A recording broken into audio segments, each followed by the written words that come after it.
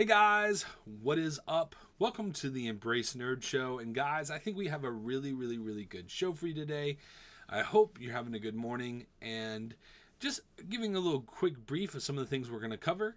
On this show, we cover the movies, we cover the shows, we cover the comics, and we cover video games. We cover cultural things that deal with the things that we love. And we kind of center around the more fantasy elements, so comic books, Lord of the Rings, Harry Potter's, those kind of things. We kind of focus around that kind of media and that kind of storytelling. We slip in a Mission Impossible here and there, but that's really what this thing is about. Anime is definitely included eventually in that. That's the goal. But it's just a show where we get to talk about the things we love. And we got a lot of cool things heading for us. We have conversations about casting for 2 different films that are coming out. We got conversations about even casting for live action things outside of shows. We have conversations about maybe what we should be getting animation wise from a lot of the properties that we're getting. Perfect example would be something like Spider-Man or even Invincible. We're going to have some conversations with, about video games, specifically just a little update on Marvel Rivals, and maybe some new rules that we should be making, not just maybe for video games, but for industries as a whole when it comes to catering towards not just big franchises, but nerdy franchises. Guys, we're going to be talking a little bit about comics. We have an interesting conversation dealing with specifically Bane inside the Batman Absolute world, the Absolute universe that DC has made, and maybe the role that Bane's going to be playing in that series coming up. And we have a little bit of a cultural news that I kind of want to add into this show. And that specifically is going to get into the more real world things, into the things that we love. And it's going to deal with specifically about this episode, dealing with Cain and how he was treated specifically on X with a certain account, but how maybe he has been separated from the rest of the Superman crew that was there at MegaCon. So we're going to have a little bit of a conversation about that and how things get reported. And anyway, so it's going to be a really fun show, and I hope you guys stay along. With that being said, let's get into it. Something I really want to talk about is X-Men. Now, fair warning, this is a rumor. Okay, this is a flat out rumor. It came from the Snyder. Now, if you don't know Jeff Snyder, he is a journalist in Hollywood. He's been around for a long time. He does do his hard work, but all journalists can have mistakes. All journalists can have misses. But what he's reporting is that they are really working hard on X-Men. Now, from what we had gathered and some things that we had already read about is that, the Russo brothers are going to be really highly involved with the X-Men universe. And the way that I kind of read it was going to be kind of like almost the way that Kevin Feige handled, was going to handle James Gunn when it came to the galaxy of the MCU. If you don't know, James Gunn was going to be kind of like a, not CEO, not president like Kevin Feige is, but he was going to be almost like a co-assistant to the president. So he was going to be like a co-assistant to Kevin Feige, helping him build out the world of the outer space of the MCU. And then, of course, we know what happened there. He ended up getting fired and losing his position, and then getting hired at DC, and then coming back and filming Guardians of the Galaxy 3, getting rehired for Disney, and then ended up getting the CEO position, co-CEO position at DC Universe or DC Studios.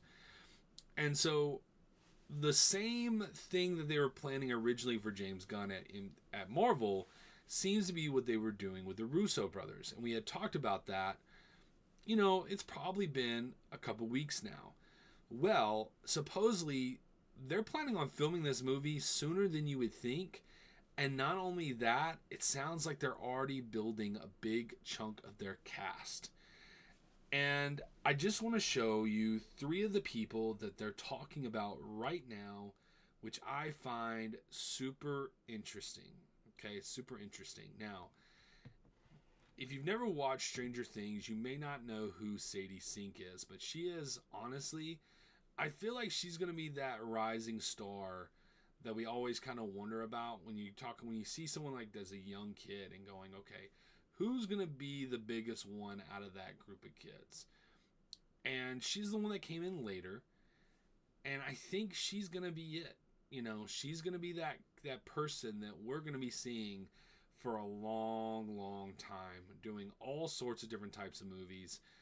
And it looks like they're looking at her, and this is rumor, but they're looking at her being Jean Grey. And if it's rumor or not, if it is rumor, they need to make it a fact. They need to make this a reality, because not just her, Harris Dickinson and this Julia Butters look so much like their characters.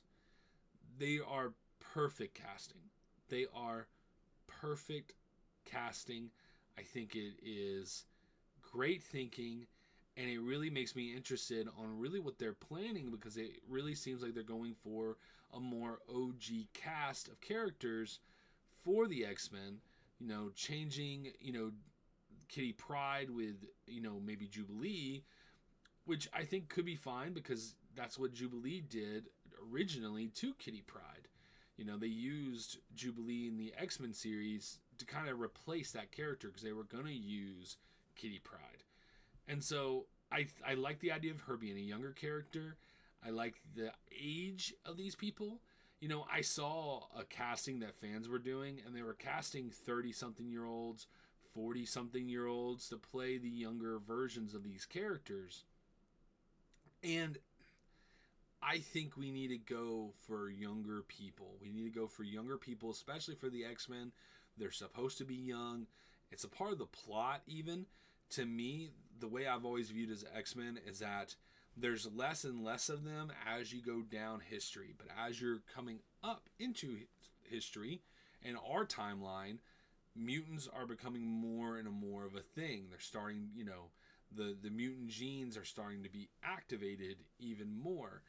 And so I think the majority of mutants that are on Earth should be younger. And you should have a few exceptions, of course. You know, your Wolverine, your Wolverine needs to be probably like 30 something. Your, 30 to 40, I guess. You know, Magneto, Charles need to be older. Apocalypse, super old, of course. But the rest of these characters probably need to be like young teenagers, right? In my opinion. And so casting these people as young adults or teenage age cast, I think it's perfect. And it makes me actually wonder if we're going to get these characters sooner than we think.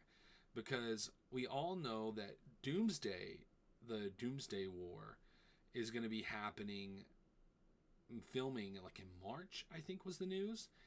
And then they're going to be filming Secret Wars. Well, why would you cast these people if you're not even ready to film the X-Men yet? Well, there's twofold. They might be filming the X-Men way sooner than we think. We might be getting the X-Men in like 2027, which would be absolutely insane.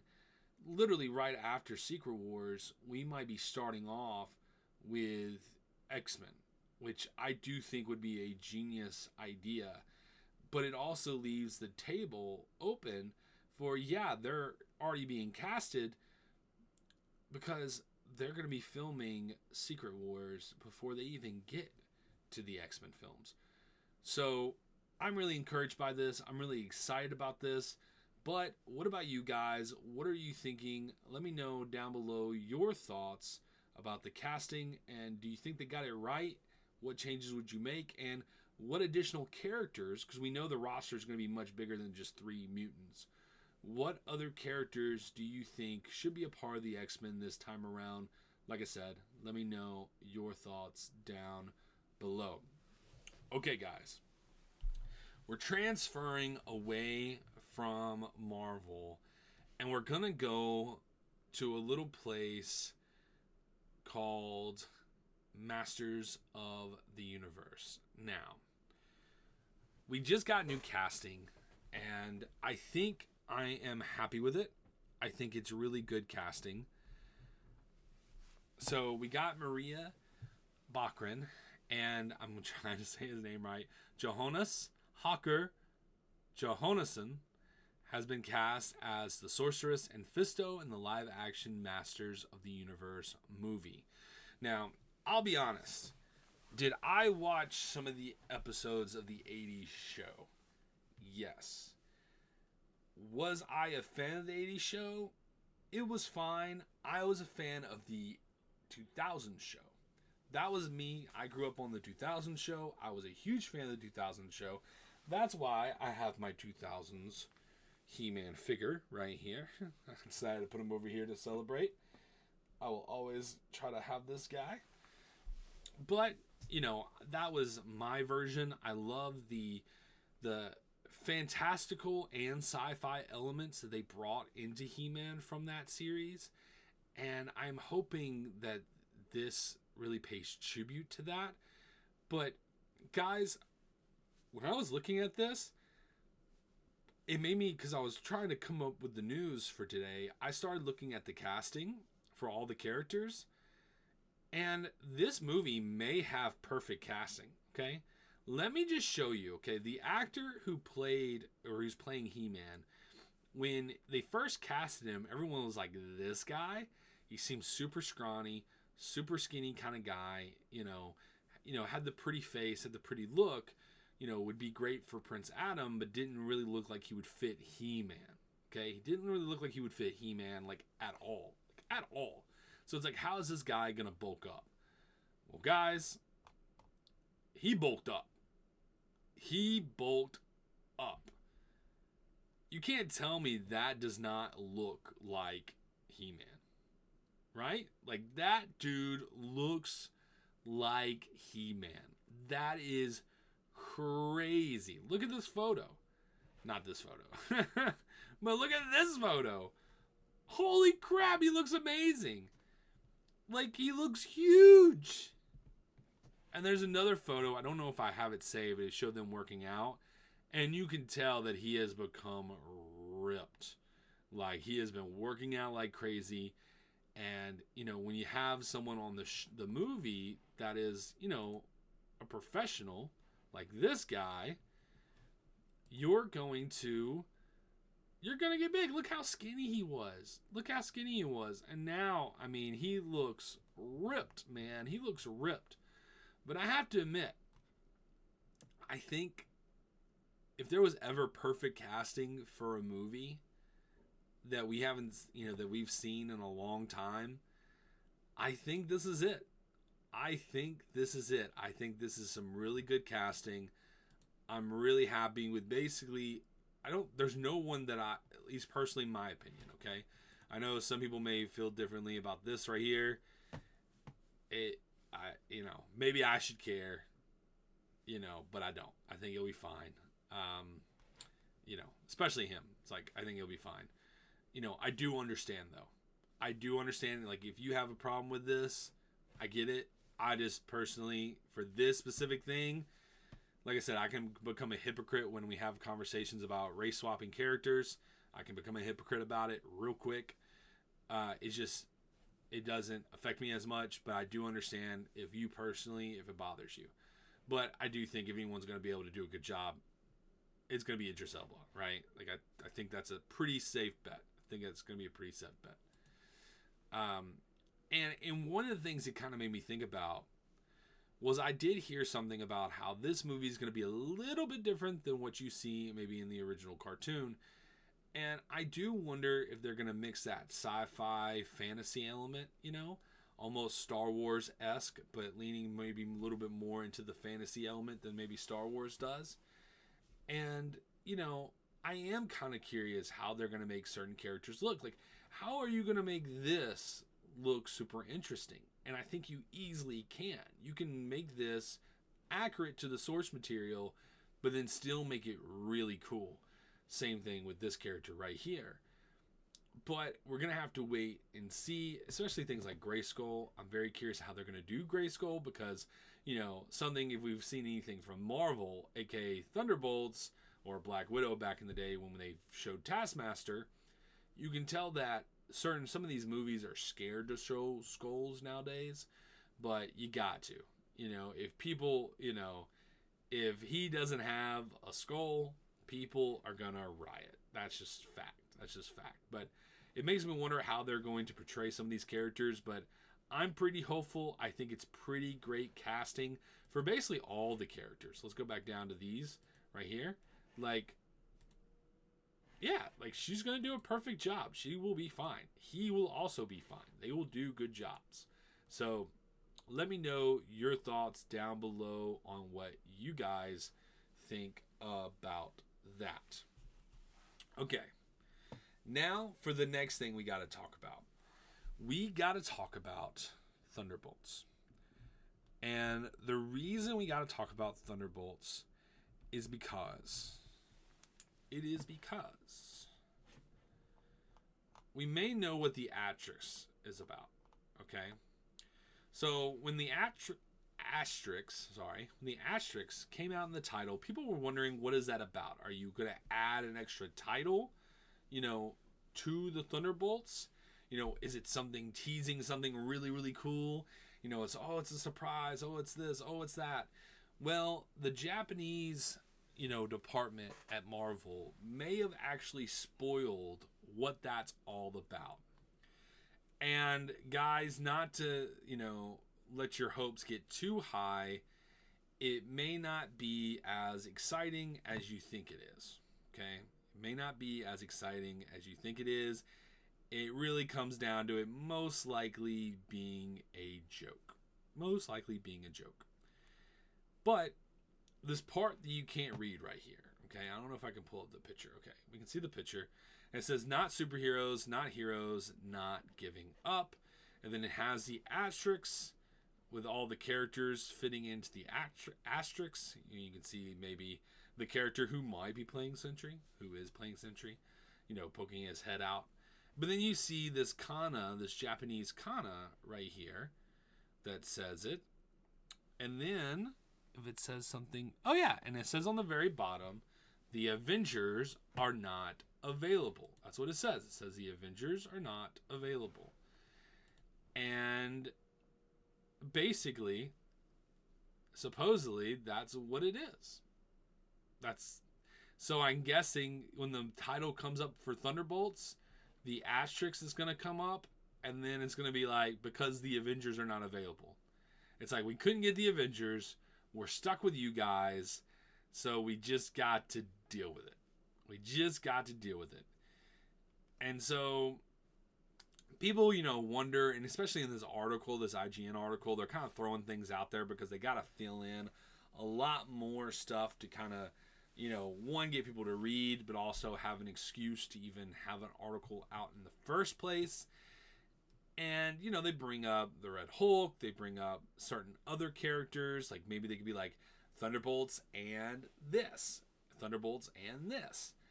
But really what I think it really is, and I think the Japanese version of Marvel kind of spoiled it, that it really just means that, the Avengers aren't here. You are what you are. We got you, and that's what we got to do. Now, speaking of the Thunderbolts, the first trailer really didn't win me over.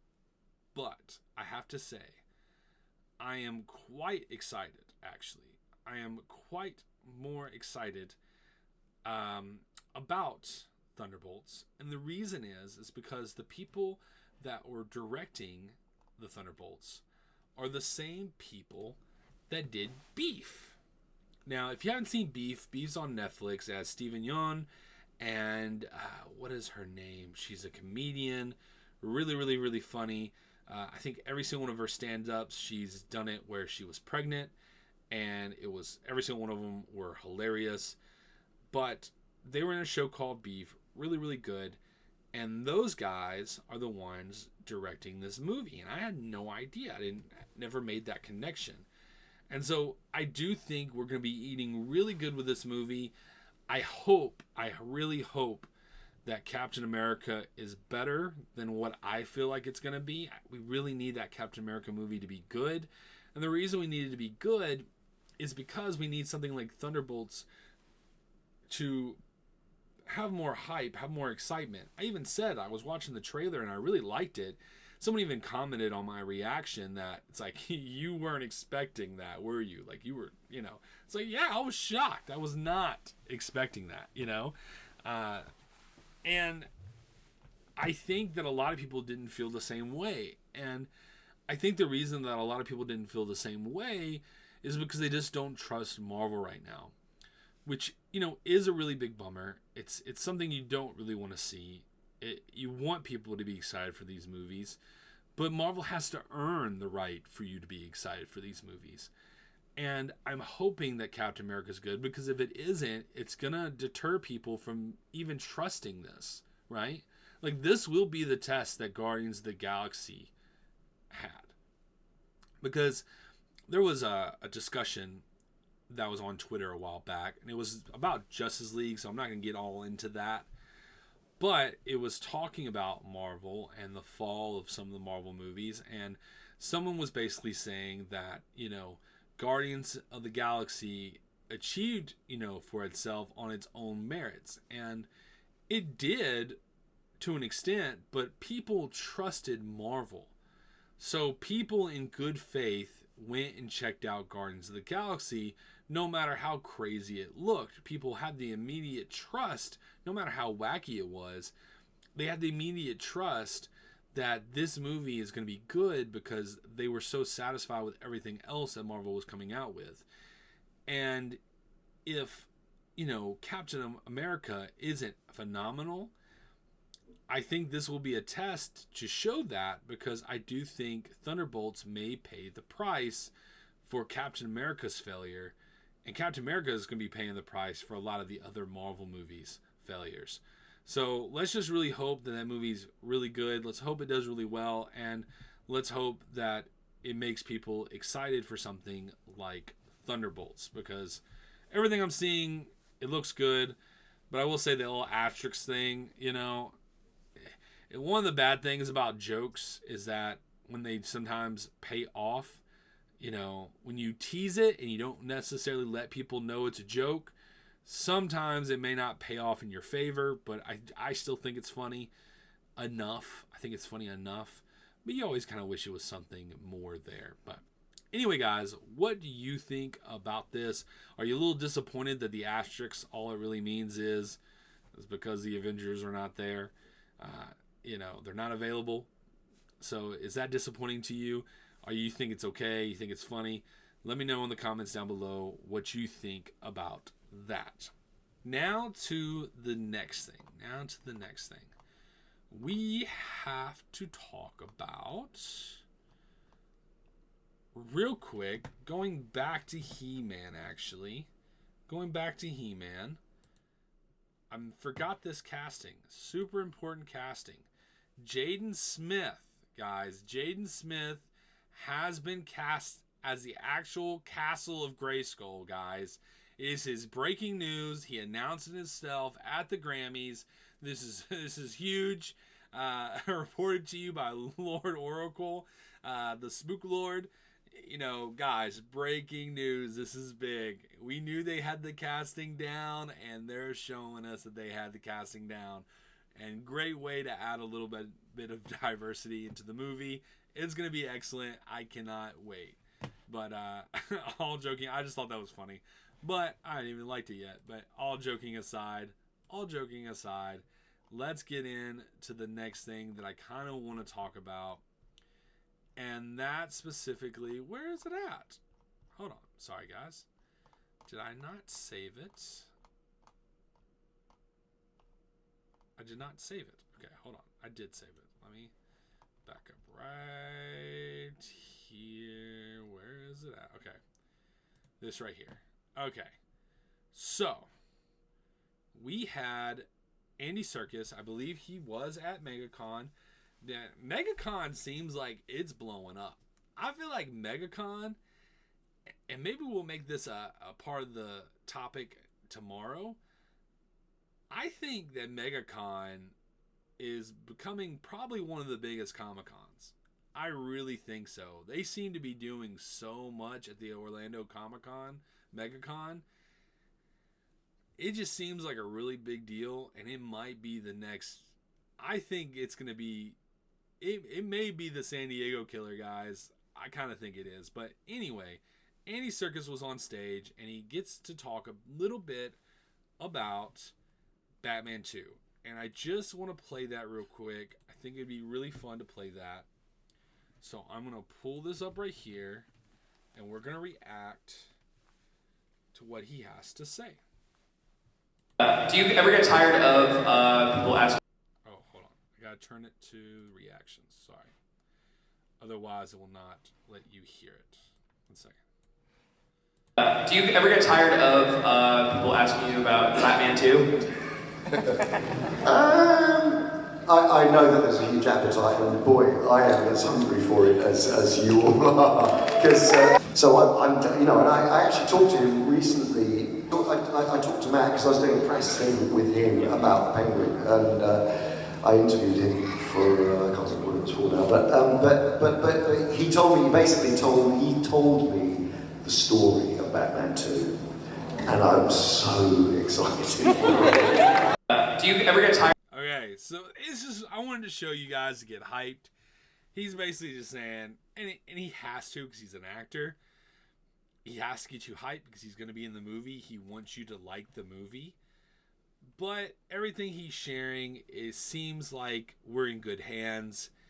It sounds like he's excited about it. So it was just a way to show you something to get you hyped for the Batman 2. I think it's going to be cool. It was just a cool thing to see. And so I just wanted to show that real quick. Just real quick. I wanted to show that. So, anyway. On to the next topic. Now, this is going to be dealing with shows, guys. This is going to be dealing with shows. And, we've had a lot of conversations specifically about the animation, right? We've had a lot of conversations about the animation style when it comes to Marvel and Amazon. And it seemed like for Amazon, it's a little bit more of a simpler conversation. It seems like the biggest issue with Amazon is the casting. They spend so much time hiring all these big-time actors to play such small, mediocre roles, and probably paying them a lot of money to just sit in a booth for a day. And it gets kind of annoying when you really love these shows. It has really great writing. And you think, man, if only the animation was just a little bit better. And the animation's fine. It's good. You know that the people are working hard. But it has nothing to do with the workers. It has nothing to do with the artists. It has to do with the money that's being put in the show and how the money is being used in the show. Well, just another example. What women say sometimes? It's like, if he would, he would type situation, It's like, if he cared, he would. And I might be saying that phrase wrong, but it's like, you know what? If Marvel wanted to, that's what it was. If men wanted to, they would. It's kind of gives off the same vibe. This gives off the same exact vibe. And this specifically, a little thing they came out with. Marvel's doing this thing about Marvel's history. And they're using Miss Minutes to talk about the Marvel history in the comics. And they're making these cool little animations to kind of show us stories of different characters. And this one is about Young Avengers. And so I just want to react to this real quick with you guys, just to show you, right? I feel like it just needs to be shown what we could be having. And of course, this is also not spending a ton of money, right? This is also not super expensive, but just giving you a perspective of what we should be getting when it comes to not just Marvel, but American animation as a whole. So let's check this out real quick.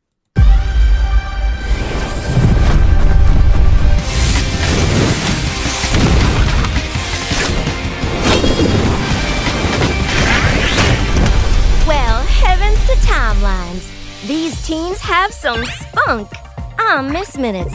Welcome, recruits, to February 9th, 2005, where, in the original timeline, Marvel Comics introduced Young Avengers #1. The Avengers have disassembled, and in their absence, a new team has emerged. The Magic Wiccan, the super strong Hulkling, the tech-savvy Iron Lad in his advanced mech suit, and their fearless leader, Patriot, are saving the day.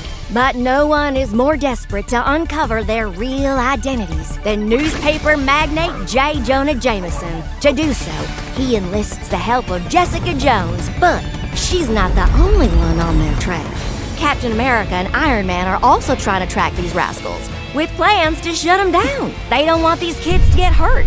After a rescue attempt at a wedding goes sideways, which would lead to the heroes to meet their future teammates Kate Bishop and later Cassie Lang, the Young Avengers flee to the now-abandoned Avengers Mansion.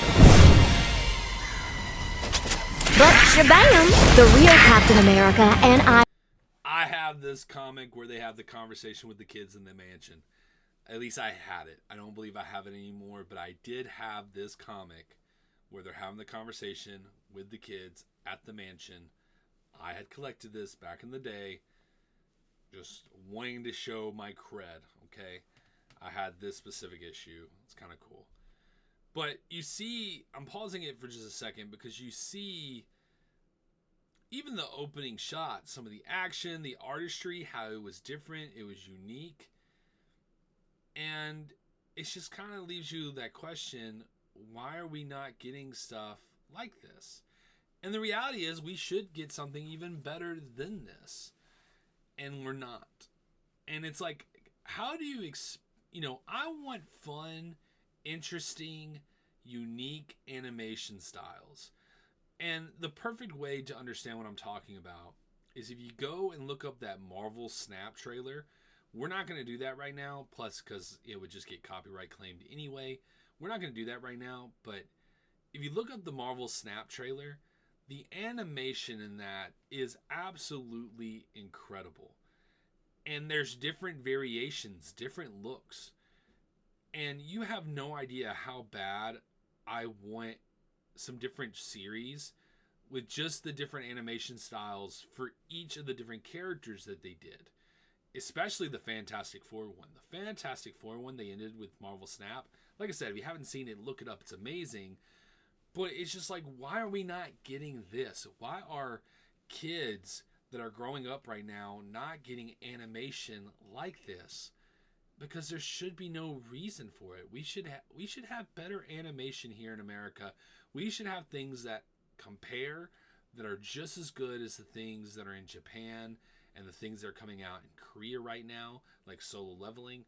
We should be having something that rivals that, and we're not. And it's super disappointing and it's super sad. But this is just to show you that if they wanted to, they would. If they wanted to, they would. So maybe this is the start of where we kind of let them know with our viewership. I don't know what the answer is. Like Marvel, do you want us not to watch your stuff? Because I would love to continue to watch your stuff. I want to love the things you make. But I do think certain things need to be a little better. I thought X-Men 97 was awesome. But still, I think even with the animators and everything they did, they used a lot of CGI. They used that system that they have specifically with, Marvel. They had to use that same type of software. And the same people that made X-Men 97, which did an incredible job. They did an incredible job. But they also are working on Devil May Cry, and you can see there's a huge difference in quality. And guess which one's better? Devil May Cry looks absolutely fantastic. Like I said, X-Men 97 was still fantastic as well. It still looked fantastic. But I think there's a bar that's been set, especially over at Netflix's animation teams. I think there's a bar that's been set for American animation, and we really need some other companies to live up to that. And I think the ones that can make that happen and should make that happen are specifically Marvel and DC. But that's just my 2 cents on that. Let's finish this, and then we'll go on to the next topic. Iron Man are there and ready to talk some sense into these confounded kids. That's when Iron Lad reveals his real secret. Oh my! The young Avengers grow their ranks and take on destiny itself to save the world in the adult Avengers' absence. Well, look at my face. That's all the time we have for today. See you a little later in the timeline. For all time, always. So here's the interesting thing about that. Like I said, I do like it. I do think they did a good job with that. But it just makes me want more of that. And we do need to have more of that. I do hope they continue to do that Miss Minutes thing. And they just come up with do quick animations of different things in the comics covering X-Men, Captain America, all these different stories. I think that would be a lot of fun. And it would be a fun way to update people, young kids, on these different characters. And so that's something I definitely want to see more often, so anyway, but we just got to remember, if they wanted to, they would. If they wanted to, they would. All right, guys, now on to the next topic. I just want to mention this real quick. Supposedly, Domingo, which is actually a really good actor. He was in a show, what was it called? It was like Lawful something. I can't remember the exact name of the show, but me and my wife watched it together. It was on Netflix, and he basically plays this CNN anchor who's getting framed, and it was really, really good. It was a really good show, and he is now doing the voice of Norman Osborn. Now, there's been some controversy with him playing Norman and with the person playing Harry, the fact that they did race swap the characters. Now, this is one of those things where it didn't actually bother me that much, and I have always admitted that when it comes to race swapping, I'm a little bit of a hypocrite, okay? And honestly, because to me, mentally, it just has to make sense in my head. And as long as it makes sense in my head, it can work. And also, it depends on how passionate I am about those characters. And though, I do love Spider-Man, I do love those characters. Even when you look at the comics with the hair and the way their haircuts were back in the day for the Osborn specifically, the fades, it's like it always fit the look of what I could see, a black actor portraying, for example. And, like I said, I'm a total hypocrite, okay? And to even say that, I had a commenter on this channel who's from Africa, okay? He's from Africa, and he was basically like, he just finds it cheap, okay? This is a black man saying, I find it cheap when they race swap these characters instead of just giving me a character that is unique and original, and give me someone like that instead of constantly having to race swap these different characters.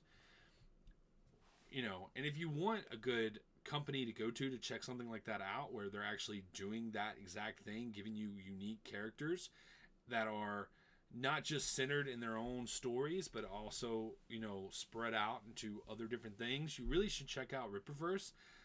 It's created by a guy named Eric July. You probably know him more than you would know me, but he's doing really cool things over there, and they have, a full set of diverse characters, which is not what they're trying to do. It's not necessarily the purpose of it, but they are. They're making really cool characters, unique characters, original characters, and I think it would give you exactly what you want if you feel that way.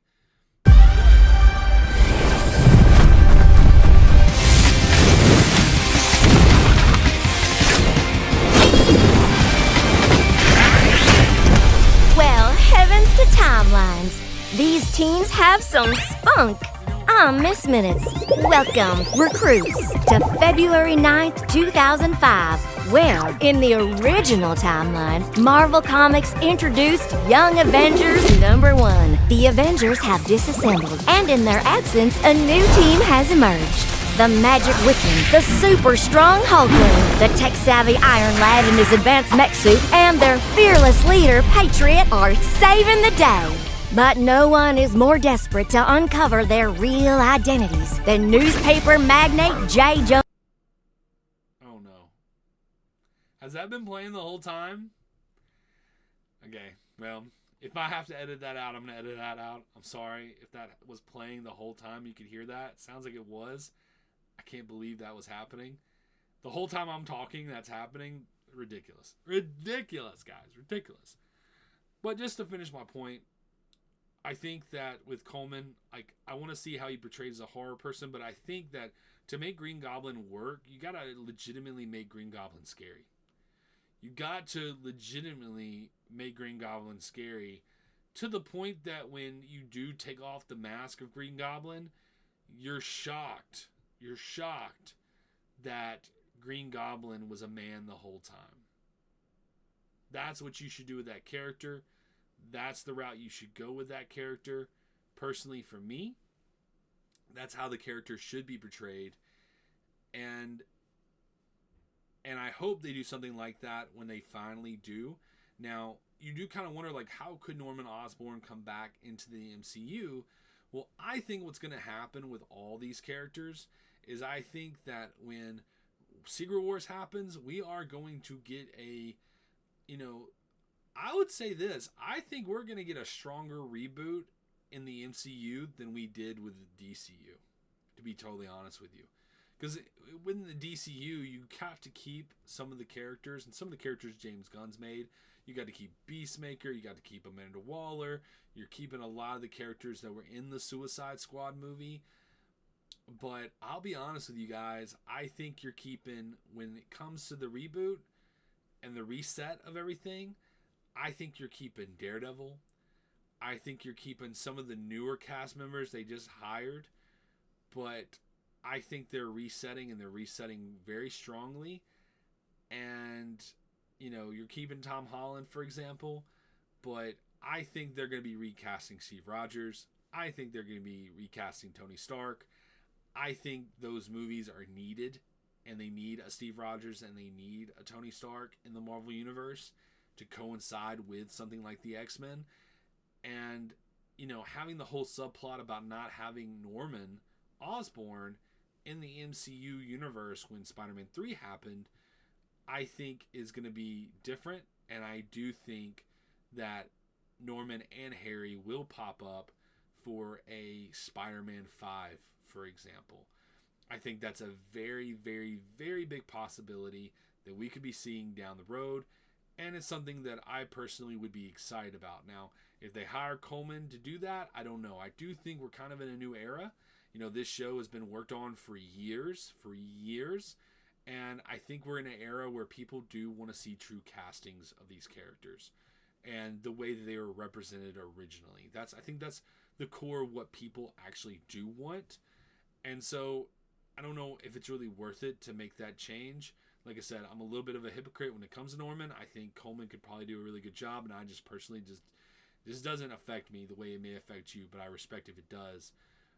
But I do think that we're heading towards a more true to form casting. Even looking at the X-Men, the people they are casting as the X-Men, they look just like the characters they should be portraying. So I do think we're in a new horizon. I don't know if that would happen, but I do hope to see Coleman involved in the MCU or the DCU in some kind of way. I think he's a fantastic actor, and I really want to see him involved in one of these more fantastical worlds, and I think he would do a really, really good job. So, anyway, guys, let's transition into games, okay? And the next thing I kind of want to talk about is something that's a little bit more just fun, okay? This is just a for fun update, and this deals with Marvel Rivals, okay? This deals with Marvel Rivals, and it's just letting you know that we finally do have the release date of the Human Torch and the Thing. And so if you're a big Marvel Rivals player, just know that you're going to be able to play that character February the 21st. So not too far from now, literally about 10 days, right? 10 days from now, you're going to be able to play Human Torch. You're going to be able to play the Thing. I'm personally going to be playing those characters. I can't wait to check them out. I don't really play much in the matches. I'm a loser. I fiddle around with the characters in the practice range, and I haven't jumped out too much unless I'm playing with friends. But I do love running around playing with the characters. It's a lot of fun for me. And, you know, it seems to be the only live action game that, you know, these IPs have been trying to do that's actually worked. Now, funny enough, we had this conversation a while back, and I said that to me, Marvel's Avengers really could have worked. I think Marvel's Avengers could have been really, really interesting if they would have done more things like a player versus player mode. I think that was something that was definitely missing. I think they should have done a lot more things with Avengers. For example, I think instead of these trying to adapt more of a, you know, what is the game? Destiny. Trying to adapt more of a Destiny type approach to Marvel's Avengers. I think they should have went the route of a Remnant kind of style of Avengers. I think that that's what they should have done. You know, I think the different maps were fine, but I think setting it up where you could explore that world, you know, I think would have been a lot more interesting if you would have had different villains popping up and then having to replay that multiple times because you could go a different way than someone else could go, and so you could have a different interaction with a different boss that you wouldn't have had otherwise. You know, if Remnant could have done something like that and been that expansive, then Marvel's Avengers could have done something like that. And I think those two things really could have kept that game alive. But, you know, there's two sides of Marvel Rivals, and there's the side that I don't think people are aware of, really. And then there's the side that's more positive. And the positive side is it really seems that Marvel Rivals is really giving you what you want when it comes to that game. Now, they are only doing their certain modes they're doing, where it's not, you're not doing things super complicated. It is a shooter type game. You know, they do come up with abilities that apply to those characters, but it's not as extensive of combat as something like Marvel's Avengers is, for example. Marvel's Avengers is definitely a more extreme, you know, type of combat, similar to, you know, the Arkham games or Spider-Man, whereas this is something, you know, a lot probably easier to create and work on. But they are giving you what you want. They're giving you the fighting that you want, the playtime you want. Clearly, live service games are meant for people who not just want to play with each other, but want to play against each other. You know, I think competitiveness is where live service thrives. And if you don't have competitiveness, cooperative isn't enough, sadly. I don't think cooperative games are enough for live service to thrive. At least the way they're doing it now. Now, I have an idea about how live service could work if it's cooperative, but it's definitely not the way that they've been doing it, personally for me. Now, you have your differences, right? Like, I believe Destiny is very cooperative. There's no, you know, player versus player, I believe, in Destiny. But it is more of a simple shooter. It's not as complicated. And I just think that, you know, it's got to be something that's not that complicated, and you got to give people what they want, you know, which just seems to be pretty simple things you would think, but a lot of these developers don't seem to understand just to give people what they want. Now, the negative side of this that I don't think nobody really talks about too much is that Marvel Rivals is made by NetEase Games, okay? Now, if you don't know what NetEase Games, you know, belong to, I mean, they technically, because I believe, and I could be wrong here, okay? So, guys, correct me in the comments if I'm wrong on this, but NetEase Games, I believe, is connected to Tencent, which means that it is a Chinese company.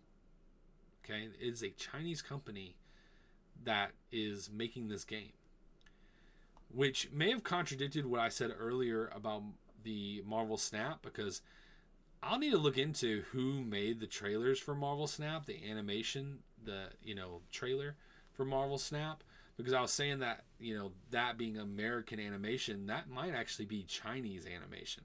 Those actually might be Chinese animators. But not to really push this too much, but I do think there's certain realities that we have versus they have. And for example, maybe work ethic is a little stronger there than it is here, maybe. But also people's rights are a little stronger here than it is necessarily always there. And, you know, I do see, you know, some realities that I don't know if an American company could necessarily can compete in the way that Marvel Rivals is. I mean, the perfect example is if this company owned their competitor, right? If you look at Blizzard and you look at what's the game that is connected to Marvel Rivals? So you have something like Overwatch, you know, which is the competitor. And if you look at the way that Overwatch was handled when it came to the characters and how long people had to wait for just new things to come with Overwatch, there's a reason for that. There's a reason for that. And it's deeper than just hard work. Hard work's a part of it, but it's deeper than that. It's deeper than that. And let's just say the resources, let's just say the work ethic, let's just say the force of the work ethic, and the lower cost makes these games more possible to be made in certain other countries than they would be here. And we are the customers for Tencent, and they are going to make really good games as they understand this, people. Okay, you always wonder why we have bad games and why we've had so many bad games of recent. The same people that are making these awesome games like Marvel Rivals are also the ones putting money into bad initiatives and putting money into companies like Ubisoft and some of these bigger companies and bringing their value down. Okay, and I'm just saying, don't be surprised if some of that is not necessarily with the best intentions at heart. So just know the people that are feeding you are also slapping you in the back, okay? Stabbing you in the back as well. So just keep that in mind when it comes to some of these games. I know we love them. I'm glad everyone's loving Marvel Rivals. You know, there's certain things about it that concern me. Like, you can't even, like, put Taiwan as a country. If you try to write, like, free Taiwan or something, it's not going to allow you to post it, which is, like, you know, free speech thing for me that I'm not a big fan of, that they don't allow you to say stuff like that. But it just gives you that understanding of who you're messing with, who you in bed with, right? So just have that understanding and understand, like, when it comes to live service, it probably does take, it's not just skill, it's not just hard work, it's not just giving people what they want, but it also financially, you have to be able to be a company that can, you know, take a loss. And I don't know if American companies can take some sort of loss and end up getting a bigger gain in the future. And the reality is you can only take so much of people's attention at a time. That's why normal games were so useful, because you play the game, you beat the game, and then you move on to a new game. Well, all these new games now are begging you to stay and never leave. And eventually people leave. People do leave unless you're an exception. Will Marvel Rivals be that exception to live service? It really might be. People seem to really love it, but we'll have to see. We'll have to see. And it seems like if they keep on bringing new things, new gameplay, new options for characters, new characters to play as, it seems like we'll have Marvel Rivals for a long time. But like I said, there's more to it of why that might succeed over other live service games. But anyway, guys, on to the next topic. Okay, on to the next topic. Something I want to talk about is this idea that I like to call the rule of two. Now, if you're a Star Wars fan, you know what the rule of two is. But if you're not a Star Wars fan, okay, if you're not This is a message to James Gunn. You may not know what the rule of two is. But very simply, the rule of two is where you have only two Sith, right? You have the Master and then you have the Apprentice, okay? I think, and right now the DC universe is the testing grounds for this, okay? The DC Universe is definitely the testing ground for this. And for James Gunn's dismay and his benefit, he gets the rewards and the accusations thrown at him. Okay? So when the DCU has issues, it's James Gunn's fault. And when the DCU has good things happen, it's James Gunn's fault. But everyone forgets there's someone else that's also the co-CEO of the DC Universe. And that's Peter Safran, right? Peter Safran is the business guy, and James Gunn is the creative guy. And the reason I'm bringing this up in the games section part of the show is because I do believe that that's something we need more of inside these big companies in order for these big companies to thrive. As we could see with Marvel, Marvel struggled, especially when the streaming service came out and they were forcing all these shows to happen. Marvel was really struggling.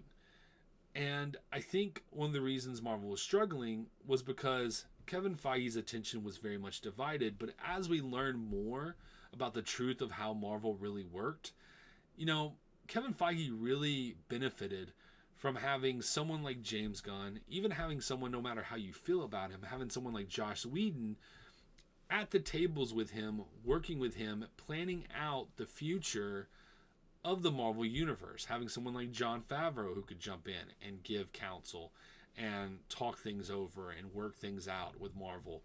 Kevin Feige really benefited from that. And he was even planning on having creative help over his universe, and it seems like he's doing it again with X-Men, because he realizes he can't do all this himself and make it work. He has to delegate other people. And I think some of the mistakes is he probably delegated with the wrong people. He probably delegated to business people who don't necessarily know a lot about how to tell a story, how to make a game, how to make a movie in the truest sense of the word. And if the DCU works, I think that's exactly what they should do with video games at Warner Brothers Games. I think we need that rule of two. And the one that kind of sparked this idea for me is Greg Miller over at Kind of Funny. Now, I used to watch in the old school days when, they had Colin Moriarty on the show. Colin Moriarty was the beast of that show. He does his own thing. You guys can check that out. If you ever heard of Sacred Symbols, they do a PlayStation podcast. Really, really good. But Greg Miller had this statement to say. Now, fair warning, there is, I think they bleep it out, but there is some language in this video. But it gives a bigger point, not just some of the games we need to be seeing from DC and the Warner Brothers games, but it kind of gives some ideas that made me think of why we need a rule of two. So I'm just going to play this right here. James Gunn, it's me, Greg Miller.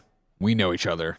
I DM you annoying things once in a while. You sometimes heart them. I will pay my own way to come down to LA, and we will do a lunch, and I will explain everything you're doing wrong with the video game division. Not you, but DC/Warner Brothers. We got to start future-proofing, because the days of Warner Brothers doing this stuff with video games is numbered. So we need to talk about what's going to be next and how we're going to fix this and how we're going to partner with great studios and great things. It doesn't need to be in-house. It doesn't need to be this. We're going to keep the executives out of there. We're going to stop making multi-bajillion-dollar, million-dollar games and make smaller experiences that get out quicker, like comic books, where people can get them and enjoy them and learn about new heroes, and they don't need to invest $70 into a bloated thing where they're just going to run around trying to be a superhero but not feel like a superhero. James, you and I need to grab the bag and stop it from being fumbled left and fucking right. This is DC goddamn comics, all right? You have the most iconic superheroes in the world. I'm just saying, this should be so fucking easy. You should have money falling out of your goddamn pockets from the video games y'all are making. It's not going to be executives forever from this Warner Brothers thing that don't know what the fuck they're talking about. They don't know what the fuck they're talking about, and they've lost all this money, and clearly these poor studios are going to be closed, and then it's going to be, what do you do with these things? And you're going to license the IP, and you need someone who understands games, and that's me. I still have to work here, though, so this isn't even a job thing. I just need to come down and tell you who you should be working with, not Mike Bithell. Thank you. Okay, so I think that's just...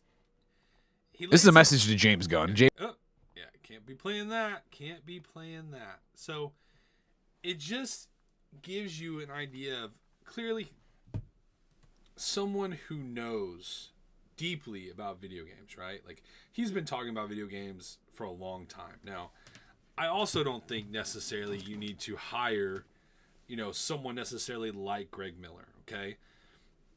But I do think, someone actually like Greg Miller probably would actually be a great choice. I don't agree with Greg Miller on everything. He lives in San Francisco. I think, you hear him talk, especially, on Kind of Funny. It seems like he doesn't understand necessarily what's going on in the world outside of San Francisco, for example. That said, he knows games, right? He knows games, and he's a huge fan of the DC Universe. He would be someone like that you would want to hire to help cater over video games. And I guess my point is that when you look at now the leadership at Warner Brothers Games, even the business leadership was poor business leadership, okay? There was very poor business leadership, but a lot of the reasons it was poor business leadership was two things. One, Haddad, the guy who was over it, didn't even care about video games, okay? It sounds like he was just collecting a paycheck. It really didn't seem like he really cared about video games at all. Didn't seem like he had a clear understanding of things. Was wish-washy on for the smallest and dumbest reasons. He was very wish-washy on why they would do what they would do. But you do still need a business person. You do. You need a suit, even if people act like they don't. You do. The problem is when you only put a suit and you only validate having a suit, when the reality is you need someone who understands the craft in a deep way to help cater to the leadership and help cater the future of your universe, okay? You need that. You have a publisher, you still need an author, right? If you have a publisher, you still need an author. Guys, we need to have more authors a part of these companies. We just do. We need more authors catering over these companies. And maybe that's the way I would do it. You are the publisher, give us an author, and the author is not just a director or the writers. It is someone who is above that. Your editor, the person that's over them, helping cater the stories, help cater the gameplay, help cater those things, and you need someone with talent there. You need a developer type person there. You need a creative person involved with every one of these businesses at the top. At the top. Now, like I said, I do think it needs to be a rule of two, because I do see the business side is your accountability. Your business is your accountability, and then the other side is the creativity, right? You need accountability and you need creativity for these things to meld and work. Joker 2 is a perfect example of why you need accountability, okay? Joker 2 is exactly why we need accountability. So I do think that's an interesting thing to think about, and I do hope this idea can flourish and become more of a thing, because I think if more companies adopt this idea of a rule of two, I think that we would have more prosperous nerd future, and that's what I want. I want a more prosperous nerd future for us. So that's just something I wanted to share quick with you guys. But let me know if you like that idea of the rule of two. Do you think it's dumb? Do you think there's something that could be done that's way better? Let me know in the comments down below what you guys think about that. We got to talk about one comic story, okay? We got one comic story, and then we got this culture type story, and then we're going to call it a day, okay? It's going to be a day. And something I just wanted to bring up specifically deals with the villain Bane coming into the new Absolute Universe that DC is doing at DC Comics, okay? Now, what got me on this article, okay? The reason I wanted to talk about this at the beginning, and it seems like they really don't know what they're talking about, but it sparked my interest, okay? It sparked my interest, which spurred a more unique conversation, Okay, it spurred a unique conversation. And the title is, it's official, Bane is coming to DC's new absolute continuity, now upgraded by Darkseid. Now, I am just going to let you know, there's nothing in here that gives any indication that he is getting truly upgraded by Darkseid. What they mean by that is the fact that when Darkseid dies, if you haven't been keeping up with the comics, I'm going to get a little nerdy with you, okay? When Darkseid dies in All In, the All In issue that came out to kind of set up this absolute universe world, which, nitpick, they should have been planning this out and setting this up in the actual absolute story that they came out with, but that's a whole other, absolute power story. That's a whole other conversation. But when Darkseid goes and basically commits suicide with the Justice League, because that's what he felt like he needed to do, he ends up leaving the universe of the DC universe that we know and ends up making a universe in his own image, where the bad guys are the ones that are on top. And, for Hope to rise, they have a big battle ahead of them. And so when you have someone like Bane, who's already been able to break Batman's back and hurt him in the mainline universe, imagine what he could do when basically fate, really what it comes down to, fate is on his side, which is really what they meant by getting upgraded by Bane.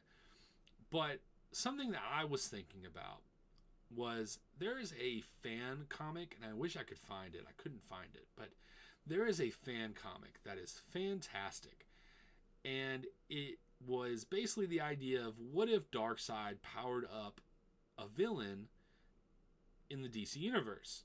And what would that look like, And it was a Batman panel, comic panel, and it's in Gotham, everything's snowing, it's like super cold though, super wintry, Ice Age looking cold, and it turns out, of course, it's Mr. Freeze.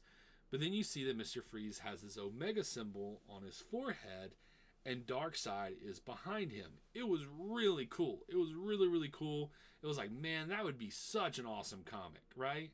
Instead of giving us what they give us now, give us that. Like, holy crap, that's awesome. But it made me think. I was like, Bane's super smart, intelligent. He's already strong without the Venom, serum. He's already strong. But what would happen if his strength was bolstered not by Venom, but by the essence and power of Darkseid? Now, that's just me getting nerdy. I don't think that's going to happen. But it did kind of make me wonder. It was like, one, how are they going to portray Bane? But wouldn't that be such a cool idea that if he gets stronger and more powerful, it directly deals with the essence of Darkseid? Like, he gets to imbue some of the essence of Darkseid, which makes him become stronger and more dangerous. But anyway, it was just a fun thought. If you want to read this article, I'll try to put this as a link in the description so you can check this out. It's on Screen Rant, so it's a fun article to read. It kind of gives you just a little bit of details, getting you hyped for the Absolute Universe and for Absolute Batman specifically. But anyway, guys, just wanted to share that with you, and let me know in the comments down below. Are you reading comics in general right now? Are you reading the Absolute Universe? What are your thoughts on the Batman aspects of that? Which story are you liking the most when it comes to the Absolute Universe? I would love to hear your thoughts. Guys, it's now come to the last thing, and this is the new addition into the show, and it's going to be one that maybe we'll put in there every once in a while, but maybe not all the time. And it's going to deal with the culture of nerdom, okay? And I do think there's a lot that needs to be addressed when it comes to the nerdom, the culture of nerdom, and a lot to break down. But one is, and it's the simple thing of, can we all just get along? Can we all just communicate and deal with each other and not separate and divide each other based off political differences? And I think that's easier said than done, because in order for this to happen, and this is going to be where we get a little bit more political, so if this isn't for you, I totally understand. So just fair warning that this will always be at the end of the show, and sometimes it might get a little political in some ways, or philosophical more so. But we're not going to be afraid to call things out, right? Like if I want to talk about the left or the right, we're going to talk about it, okay? And, you know, I think the same way that maybe the right will never understand Kendrick Lamar is the same way that the left may never be able to show forgiveness and mercy and grace towards others they disagree with, okay? Tolerance is not a virtue, sadly, that comes to a lot of these people. And the perfect example in showing that is this right here. Now, there's nothing wrong with this, right? You see this, and this comes from DCU Updates, who, you know, have always done a good job dropping stories, dropping information, like, oh yeah, this is cool, you know, dropping different content to show you different things that are coming in the DC universe, if it's comics, movies, whatever. And I followed them for that reason. And when I first saw this photo, I didn't think nothing of it, and I liked it. And then later on, I went into, someone was saying something, kind of commenting how they clipped out Dean Cain. Now, if you don't know who Dean Cain is, I'm going to show you him in a little bit. Dean Cain was another Superman. And then I looked back at this photo, and I was like, oh, wait, yeah, this panel, didn't they have all the Supermen together at this panel? Like, shouldn't they all have been there? Something feels off with this. What's going on? And then I realized they clipped out Dean Cain. And then I wondered, because he said original image credit, and he gave it to Screen Rant. And so I'm like, did Screen Rant clip him out? And they didn't. They didn't clip him out. They had him in the photo. They had Dean Cain in the photo. They never clipped Dean Cain out. And so this user, who has a pretty decent following, I mean, he got 3.8 million views on this right here. And a lot of people that were dissing him and calling him out for this are also the same people that gave him a lot of money. Okay? Gave him probably a lot of money from the engagement from this, including me. But I corrected it. Okay? I corrected it. Other people had corrected it for me, but I put the same title that he did on my Twitter, which you can follow me at Literally Embrace Nerd. You don't have to type anything crazy, just literally the name of the channel and it'll pop up. But I said, hey, the many faces of Superman. And it's like, why would you go out of the way to do something like this? Dean Cain's not hurting no one. Dean Cain doesn't have, guys, just so we understand this, okay? I know things are really politically, really toxic right now, but just understand that most people are pretty normal and their views are not super extreme. And honestly, the right really haven't, you know, their views haven't really changed that much over the years, okay? Maybe a little bit here, a little bit there. Honestly, they probably go more left. Statistically, they lean a little bit more left, you know, every few years they go a little bit more left, okay? Dean Cain is not a crazy person, okay? Dean Cain is not an extremist. And it's okay if you disagree with him, but to go out of your way to clip out someone like Dean Cain for being recognized as being one of the Supermen is just a really lame thing to do. And we just need to do better. We need to treat people more kindly, you know, treat people with kindness. Don't be so bitter at everything. And don't carry things such, you know, in such a negative way, in such a negative light. Because I promise you, there's 1, 2, 3, 4, 5, 6 Supermen, right? There's 6 Supermen here. I promise you, not all of them think the way you do. DC World, guess what? I promise you that at least 2 of these guys, besides Dean Cain, do not share the opinions of you. And I will definitely say this. I think all 6 of them, okay? All 6 of them do not believe that it's a good thing to do to literally clip out one of the actors to not let him be recognized by the rest of the people that were a part of this. Those actors, if they agreed with you, DC World, okay? Because I don't know who you really are. So if they really agreed with you, they wouldn't have been on the panel. They wouldn't have been on the panel. But they came. And why? Because, one, it's good to be celebrated, right? It's good to be recognized. And what opportunity would you ever have to have all the people that have played Superman, that have really encouraged us with this sense of wonder and sense of fun imagination, to all be in the same room together, right? Like, when do you think that would ever happen? Ever. And so I just think it was a really crappy thing to do to Dean. You know, did it give him some engagement? And it was cool to see people defending Dean. I'm actually watching the Superman and Lois show right now. I'm catching up to it for a couple reasons I can't reveal yet. There's a reason I'm rewatching it, and I can't talk about it right now.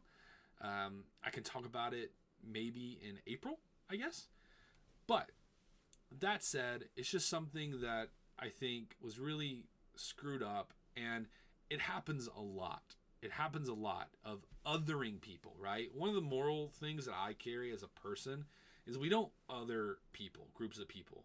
You know, sometimes we do talk about the realities of things. So there's a reality that maybe the left isn't as forgiving as they claim to be, right? That is a reality of the situation, as we can see with just this post right here.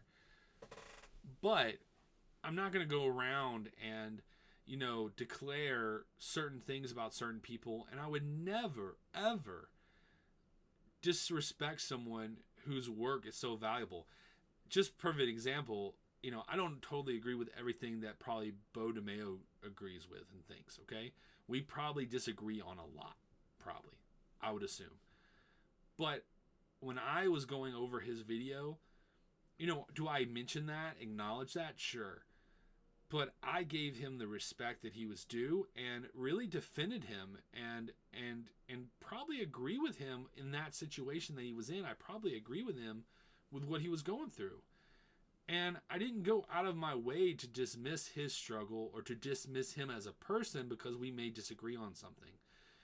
And so that's kind of culturally, that's why I'm bringing this up, and that's why I think it's important to have in this show. Because yes, this show is about some news. It is about getting hyped. It is about getting excited. But I do think there needs to be a shift in our culture. And the only way that's going to happen is if both sides come and work together.